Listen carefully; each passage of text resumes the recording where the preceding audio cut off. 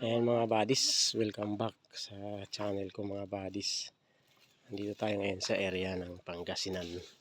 So dinadalaw natin yung kanilang site na supposed to be nung last year pa ito. Gusto nila ipa-check sa atin. Kaso nga lang hindi tayo makakapunta kasi marami tayong schedule na pinupuntahan. So ngayon,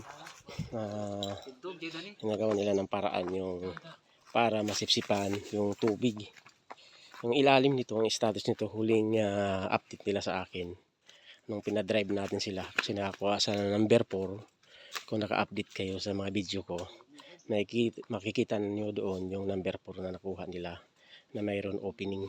So pinatakbo natin sila ng 4 meters o 4 feet. So na-hits nilang 4 feet, pinatuloy ko sila na ng 4 meters.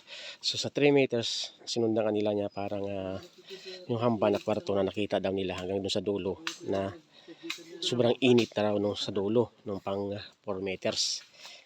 So supposed to be, ibig sabihin, binedyo nila, pumutok yung ilaw. So sa sobrang lakas ng init. So kaya nga yung pinahinto natin sila para ma-check natin. Ngayon nakabalik na tayo. So i-check natin ngayon kung yung sinasabi nila ay kung tama doon sa kinikwento nila. Ma-check natin. So yan mga buddies, ito yung butas. So, papasukin natin, samahan nyo ko. Pasukin natin yung babae natin mamaya. Ayan. Ayan. So pinasisipan nila ng water pump. Ayan. So ito mga buddies, mga tambak na ito. Sa mga simento yan. So marami nakukuha dito ng mga HTM. Yan. Mga iba-ibang mga iba-ibang hugis.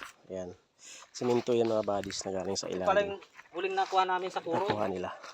Yung bato. Ayan. Saan yung huling nakuha nyo? Ay. Inuwi ko pala. Anong klaseng yan? Yung hugis? Dalawang mata yun. Dalawang mata? Oo. Yung pinakadulo? Doon na kayo sa pang 3 meters? Pang 3 meters. Pang pasok?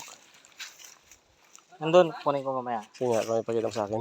Pang 3 meters yun? Oo, pang 3 meters. Anong mata? Papasok sa loob? Papasok sa loob. Oh, yun. So, dalawang mata na yung nakuha. Na ba to? Na nakaturo doon sa loob.